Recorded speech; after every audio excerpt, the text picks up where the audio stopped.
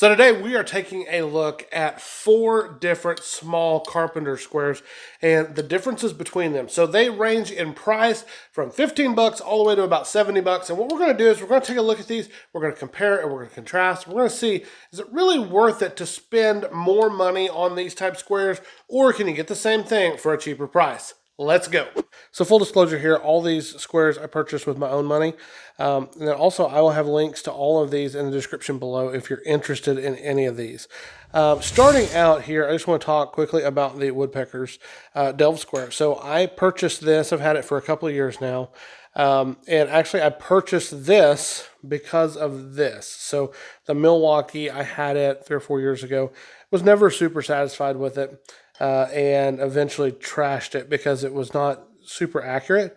And then ended up going opposite end of the spectrum, spending about 70 bucks and buying this guy. But I wanted to do this so that we could kind of have some options for a little bit of everybody. And I was just kind of interested to see, like, what are the differences and what are the similarities? And, you know, do you really need to spend this kind of money, or can you get a good small carpenter square spending a little bit less? So really quickly looking at all these two, you can see that this Milwaukee is the biggest. It's about 4.5 inches tall.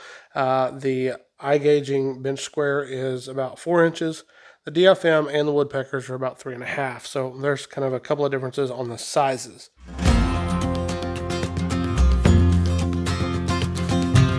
As for looking at the Woodpeckers, this base is about 1/4 of an inch thick. It's about 3/4 of an inch wide. This blade is 1/8 of an inch thick. And then it's 1/2 inch wide this direction all the way around. One of the things that is unique about this is that the blade, as you can see here, it is actually offset. It's not dead center in the middle of this base. So this side here is 1/4 of an inch, and this side here is 3/8 of an inch.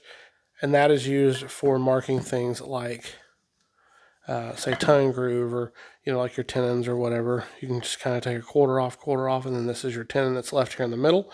That's typically what that's used for.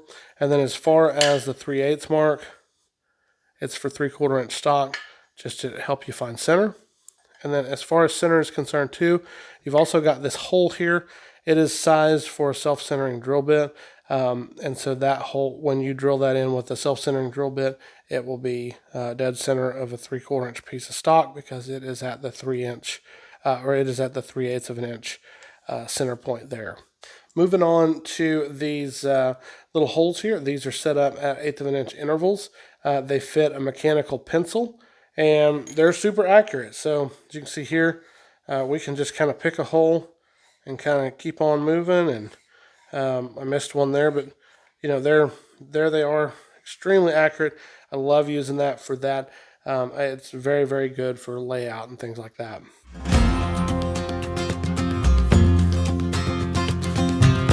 So moving on to this DFM square, it's the most similar to the Woodpecker in terms of just sheer size, but there are definitely some differences. For one, the blade is thicker. Also, the blade is centered in our base here. The other thing that is different is that our holes here for our mechanical pencil, these are actually on 1/16 of an inch intervals, which I kind of prefer that. I like that. You want to get a little more accuracy. That's a pretty cool little feature to have as far as that's concerned. And we can see here, when we put that on, just going to make some marks over here. Now, one thing I will say, and you heard it there just now happen, is that when you use these, one downfall to these is that a lot of times it will break your lead if you're not careful. So you're better off to go with a mechanical pencil that has a little bit thicker lead. That will kind of help it. But you can get, see, it still kind of broke it a couple times. But you've got 1/16 of an inch intervals, so that's pretty nice if you want some extreme precision. Another thing that's pretty cool about this DFM square is, if you notice here, you've got all of these holes here, and you don't actually have your normal, like, all of your angle measurements like you do some of these others. Instead, we've got 22.5, 30, 45, 60, 67.5. And what this is actually designed for is, let's say that we wanted to measure a 45-degree angle, let's say. We would drop this pin in the 45. We're going to put this on our base here. So this is our pivot point here. And then we're just going to bring this over until it bumps. And that's actually going to give us are 45. That's a pretty cool little feature.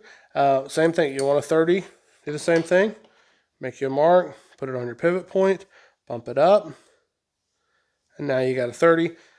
So I like that feature. That's pretty unique. It does have a little bit of slop in it. So when you bump it up, it's definitely got just a little bit of play in it. But I would say for the average person, it's probably going to be pretty accurate and pretty good. So I like that. That's a pretty cool feature.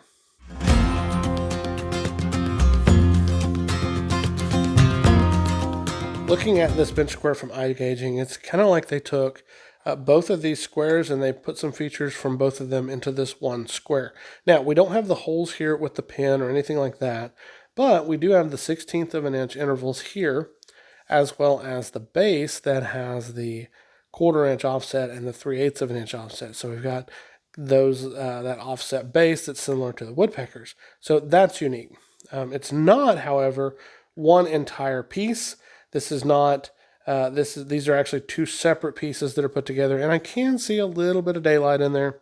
I don't know how much that will affect things over time, but I will say that I really like the look of this square. The visibility on this thing is fantastic. It's very, very easy to read, so that's pretty unique. Going back to these 1/16 of an inch holes, these are a larger hole, and they're actually big enough that you can use a regular pencil. So that's one thing that is unique about this, because the other one you can only use a mechanical pencil. So that's something kind of unique. The other thing is this blade is super thin, and I like that. I like that because when I want to make a mark, this mark here, I can make a mark here, and I can get pretty accurate because of the thinness of that blade. I don't have to worry about how exact perfect I am looking down on it, because it's very close to the workpiece. Very handy. Now, as far as the other things that I like about this guy is that we've got markings on this side of the base. So this would be great. Plop this down on a table saw, raise up your blade height for dados, things like that. That would be handy. This base is a 1/2 of an inch thick, and then it is 3/8 here this way. Very, very handy. I love all of that. This would be great for setup, things like that. This is for $30. This is pretty impressive on this guy.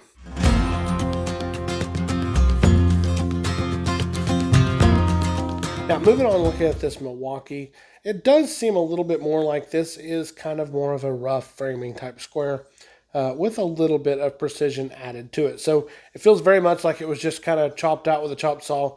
The edges here are not relieved at all, so these are very, very sharp edges all the way around this thing.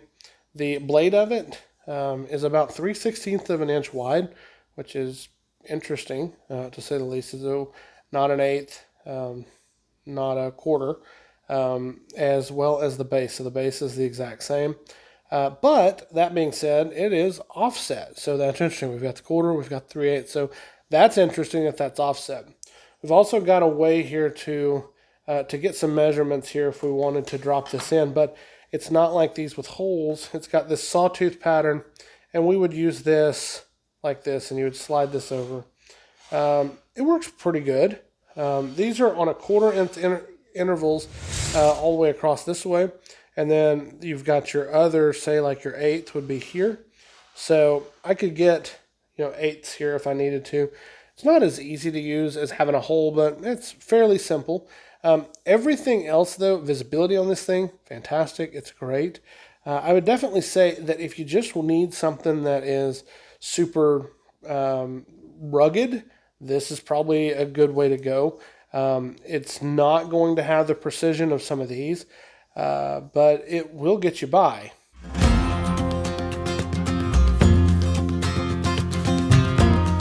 I'm also going to go ahead and I'm just going to check all of these and just kind of look and see like exactly how close to square they are. Now, there are a lot more fancy ways of checking all this out, but a quick way is to just kind of flip it and see, when you make your mark and then you flip it, does it stay fairly parallel? Because it'll be a dead giveaway. If it's off, you'll know that you've got a square that's not super accurate. So that's always something to kind of consider. As you can kind of see here, all of these, like I don't have any issue with any of these. They're all very parallel and very accurate. They look good. So I'm not seeing anything that's raising any red flags from a parallel and square perspective. Now, the Woodpecker Square does come with a basically like a wall holder that they provide. It's made out of MDF. It looks good on the wall. So that does come with that. The DFM Square did not. It just came in a cardboard box. Nothing fancy there. The iGaging bench square did come with a little case, just a plastic, no frills, but it does work. You just drop it in there and close her up. And then the Milwaukee did not. It just picked this up at Home Depot. Just so you know, as far as storage solutions for those, if you care about that, those are some of your options. So as you can see here, these squares have got a lot of things going for them. My favorite, though, it's probably going to be that iGaging bench square. I just seem pretty partial to that for 29 or 30 bucks. But I'm curious what you thought. What were some of the features that you liked best about these squares? Also remember, if you choose to purchase one, use our link in the description below. It doesn't cost you anything different, and it helps our channel out, and we greatly appreciate that. And if you like tool reviews, we got a video queued up for you right here where we talk about the Harbor Freight parallel clamps, and we compare them to the Bessie parallel clamps. You're not going to want to miss that.